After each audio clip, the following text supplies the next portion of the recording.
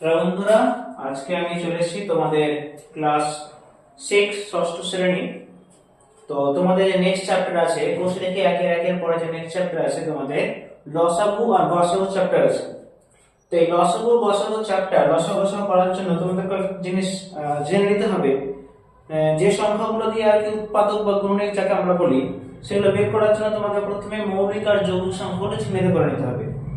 তখন মৌলিক আর যৌগিক সংখ্যা কি সেটা দেখার জন্য তোমাদেরকে আমি আজ বোর্ড হাজির করেছি। দেখো, তোমরা জানো বা জেনে এসছো, তোমরা নিশ্চয় বিভাজকের নিয়মগুলো আগে পড়েছো। 2 দ্বারা, 4 দ্বারা, 3 দ্বারা, 6 দ্বারা কোনগুলোকে সংখ্যাগুলোকে কিভাবে ভাগ যায়। চলো আজকে আমি দেখাচ্ছি তোমাদেরকে মৌলিক আর যৌগিক সংখ্যা। তো মৌলিক সংখ্যা কোনগুলো ভালো করে মাথায় রাখো, যে সংখ্যাগুলোকে সেই সংখ্যা আর এক ছাড়া অন্য কোনো সংখ্যা দিয়ে ভাগ করা যাবে না। অর্থাৎ মৌলিক সংখ্যা বিভাজ্য হবে 1 দিয়ে এবং সেই সংখ্যা 1 এবং সেই সংখ্যা ছাড়া অন্য কোনো সংখ্যা দিয়ে ভাগ যাবে না বা বিভাজ্য হবে না, সেগুলোকে মৌলিক সংখ্যা বলে। এবার ধরে নাও যে তোমার কাছে আছে 7। 7 কে ভাঙলে কি পাবো? 7 কে ভাঙলে পাবো 1 গুণ 7। অর্থাৎ 7 কে আমি 1 দিয়ে ভাগ করতে পারবো 7 কে 7, অথবা 7 কে আমি 7 দিয়ে ভাঙতে পারবো 7 কে 7 মিলে যাবে। কিন্তু আদার্স কোন সংখ্যা দ্বারা কিন্তু 7 কে ভাঙা যাবে না।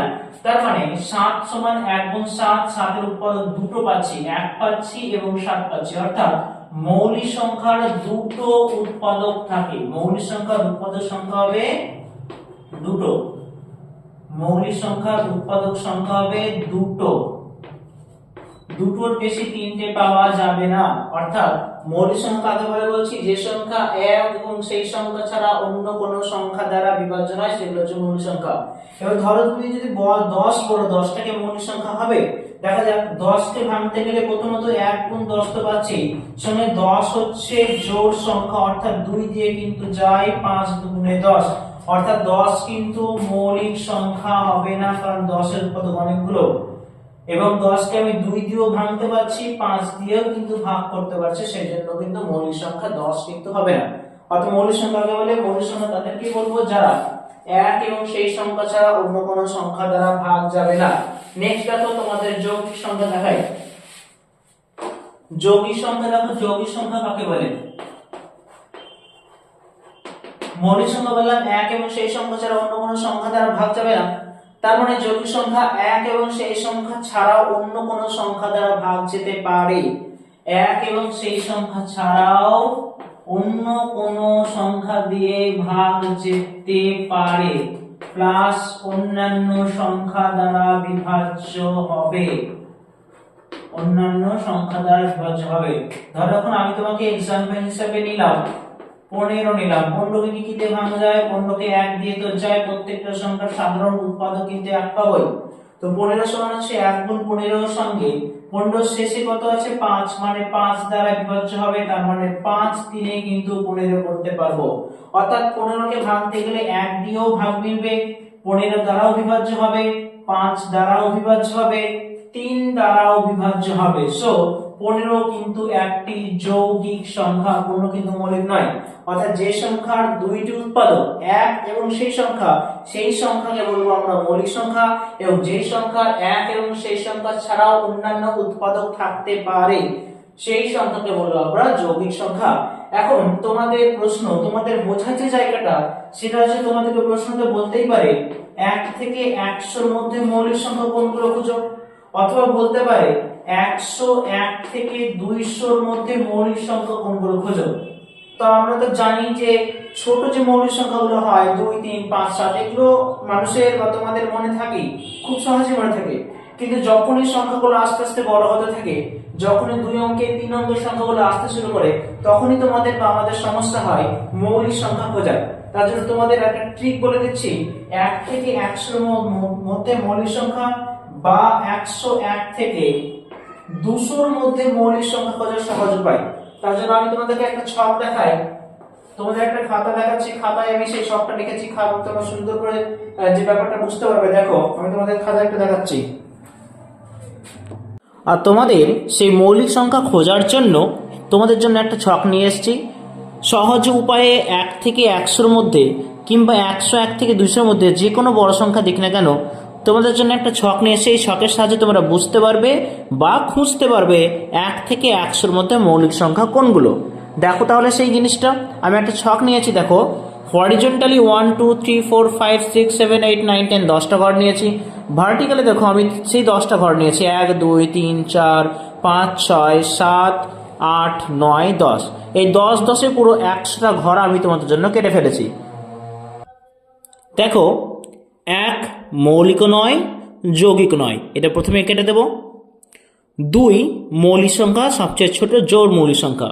এখন দেখবো 2 দিয়ে, যে 2 কাটবো না, 2 যেহেতু মৌলিক, কিন্তু 2 দ্বারা বিভাজ্য যে সংখ্যাগুলো সেগুলো আমরা কেটে দেবো। আমরা জানি 2 দিয়ে বিভাজ্য সংখ্যাগুলো কোনগুলো, যেগুলো দেখবা যে সংখ্যাগুলোর শেষে 0 2 4 6 8 থাকবে। তার মানে এই লাইন থেকে যদি দেখতে চাও তাহলে পুরো দেখো এই লাইনে সব শেষে 2 2 করে আছে।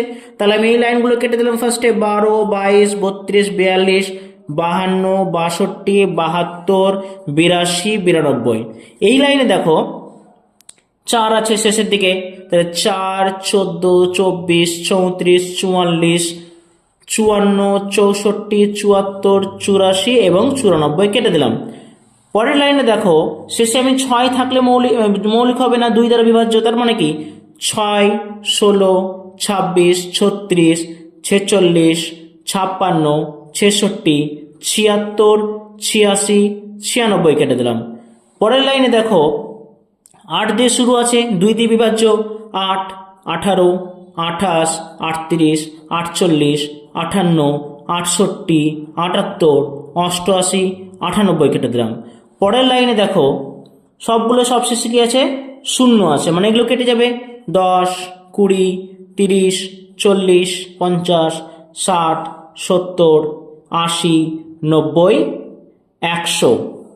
তাহলে 2 দ্বারা বিভাজ্যের সংখ্যাগুলো আমরা পেলাম, সেগুলো কেটে দিলাম।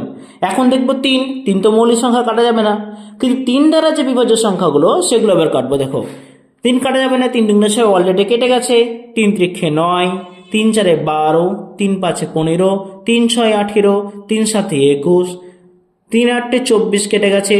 3 9 27, 3 10 30, 3 11 33, 3 12 36, 3 13 39, 3 14 42, 3 15 45, 3 16 48, 3 17 51, 3 18 54, 3 19 57, 3 21 63, 3 22 66, 3 23 69, 3 24 72, 3 25 75, 3 26 78, 3 27 81, 3 28 84, 3 29 87, 3 30 90, 3 31 93, 3 32 96, 3 33 99।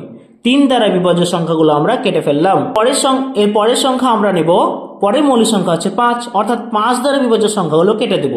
আমরা জানি 5 দ্বারা বিভাজ্যতা নিয়ম হচ্ছে শেষে যে সংখ্যার শেষে 5 থাকবে সেগুলো 5 দ্বারা বিভাজ্য হবে। তার মানে দেখতে হচ্ছে এই লাইনের সবগুলোই কিন্তু শেষে 5 আছে, তাই লাইনে যেগুলো কাটা নাই এই লাইনগুলো কেটে দেবো। 5 বাদে বাকিগুলো কেটে দেবো। 25 35 55 65 85 95। তার সঙ্গে সঙ্গে 5 দ্বারা বিভাজ্য আরেকটা নিয়ম হচ্ছে শেষে 0 থাকতে হবে। তার মানে অলরেডি কিন্তু শেষের শূন্যগুলো যেগুলো 2 দ্বারা বিভাজ্য গেছে সেগুলো 5 দ্বারাও বিভাজ্য হয়ে গেছে। তার মানে 0 5 আমার 5 দ্বারা সংখ্যাগুলো কেটে গেল। দেখো 5-এর পরে মৌলিক সংখ্যা হচ্ছে 7, তাহলে 7 দ্বারা বিভাজ্য সংখ্যাগুলো দেখে নেবো এবার। 7 কাটবো, 7 মৌলিক। 7 2 14 অলরেডি কেটে গেছে। 7 3 21, 7 4 28, 7 5 35, 7 6 42, 7 7 49, 7 8 56, 7 9 63, 7 10 70, 7 11 77, 7 12 84, 7 13 91, 7 14 98 বলটা কেটে গেছে, অর্থাৎ 7 দিয়ে বিভাজ্যতা নিয়ম হয়ে গেল। 7-এর পরের মৌলিক সংখ্যা হচ্ছে 11, অর্থাৎ 7-এর পরে 11 দ্বারা বিভাজ্য সংখ্যাগুলো আমরা কেটে দেবো। 11 কাটবো না, 11 মৌলিক। 11 2 22, 3 11 33, 4 11 44, 5 11 55, 6 11 66, 7 11 77, 8 11 88, 9 11 99, 11 দিয়ে সবগুলো সংখ্যা আমার কেটে গেছে। দেখো 11-র পরে মৌলিক সংখ্যা হচ্ছে 13, 13 বিভাজিত নিয়ম দেখো, 13 কে 13, 13 দুগুণে 26, 3 13 39, 4 13 52, 5 13 65, 6 13 78, 7 13 91, 8 13 104। তো অর্থাৎ 13 দিয়ে সবগুলোই কিন্তু কেটে গেছে, 13 দিয়ে কিন্তু কোনো কিছু বাকি নেই। তার মানে 13 পরে মৌলিক সংখ্যা হচ্ছে 17। 17 কে 17, 17 কাটবো না, 17 দুগুণে 34, 3 17 51, 4 17 68, 5 17 85, 6 17 102, আর এখানে নেই, 17 দিয়ে যাচ্ছে না, পড়ে থাকছে আমার 19। এবারে আর কোনো সংখ্যা দরকার নেই। এবার কাউন্ট করো কোনগুলো সংখ্যা আমার বেঁচে গেল। দেখো 2, 3, 5, 7, 11, 13, 17, 19, 23, 29, 31, 37, 41, 47, তারপরে দেখো 53, 59, 61, 67, 71, 73, 79, 83, 89, 97। অর্থাৎ এই সংখ্যাগুলো আমার বেঁচে গেছে। তার মানে কাউন্ট করে তো কতগুলো 1 থেকে 100 মধ্যে মৌলিক সংখ্যা পেলাম। 1 2 3 4 5 6 7 8 9 10 11 12 13 14 15 16 17 18 19 20 21 22 23 24। অর্থাৎ 1 থেকে 100-র মধ্যে দেখো আরেকটা সংখ্যা একটু ছেড়ে গেছি আমরা, 43 গোল করা হয়নি। অর্থাৎ 1 থেকে 100-র মধ্যে মোট মৌলিক সংখ্যা হচ্ছে 25টি।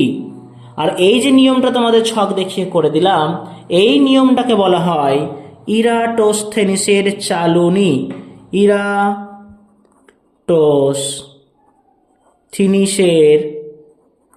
চালনী অর্থাৎ বলে sieve of Eratosthenes, sieve of Eratosthenes. Is it clear? এরপরে তোমাদের আমি মূল চ্যাপ্টারে ঢুকে যাব। আজ এই পর্যন্তই। Thank you. পরের ভিডিওর জন্য আমাদের লাইভ সাবস্ক্রাইব করে রাখুন, তাহলে নোটিফিকেশন আপনারা বা তোমরা পেয়ে যাবা।